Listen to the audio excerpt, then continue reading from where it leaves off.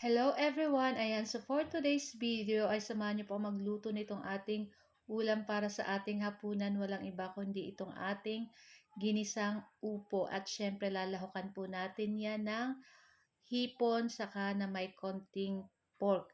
So tara na guys at samahan niyo po ako magluto and enjoy watching po. So kung bago pa lang po kayo sa aming page, huwag niyo po sanang kalimutan mag-like at mag-follow para palagi po kayong updated sa aming mga bagong video na i-upload. So ayun na nga guys, so sasangkutsahin natin yung ating pork dito. Ayan, naglagay tayo dyan ng asin para may lasa na. So, palalabasin lang natin yung taba nitong ating pork. So yung ginamit natin dito guys na pork is yung liempo para may taba-taba. Ayan, at pag ganyan na yung itsura niyan guys, pwede na nating igisa dyan yung ating bawang at yung ating sibuyas. Ayan, ako napakabango. Ginigisa pa lang to guys.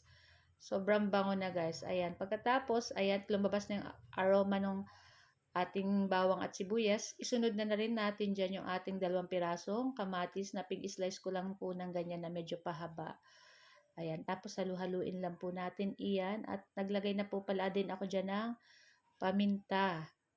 Tapos, naglagay rin po ng konting toyo. Ayan. So, kayo na pong bahalang maglagay kung ano pa mga pampalasa ang gusto nyong ilagay. At pagkatapos, nilagay ko na rin dyan yung ating hipon. Yung ating hipon, guys, is luto na pong dati yan. So, medyo maalat na rin po yan. Kaya, hindi na ako masyadong naglagay pa ng masyadong mga pampalasa. So, ayun na nga. At pagkatapos, ay ilagay na rin po natin dyan yung ating upo na pig-slice lang ng ganyan, medyo maninipis lang po. Ayan. So, kayo na pong bahala kung ano po ang slice na gusto nyo sa upo. Pwedeng medyo matataba or ano.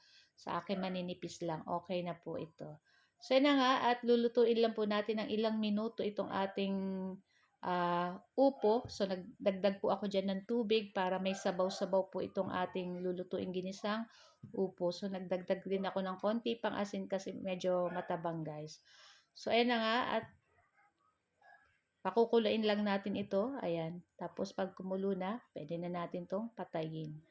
So makikita nyo guys ay may sabaw-sabaw na at parang nagre-red ng konti yung sabaw nung ating sa ginisang upo kasi gawa po ng ating hipon. Ayan. So yan nga at kumukulo na rin po ito guys. Nako, ang bango. Sarap. Sarap nitong i-perfect sa partner sa pritong isda. Lalo kung mga yellow pin, ayan, sarap po nito sa ating ganitong lutong ulam. So, yun nga at luto na rin po to guys. Pwede na natin patayin yung ating apoy. Na kung may bell pepper pa po kayo, pwede nyo pa yan lagyan at mas masarap pa po yan at babango pa lalo. So, yun nga at luto na rin to guys at ready na rin po kami kumain ng aming dinner. So, guys, thank you for watching and see you our next video again. Ciao!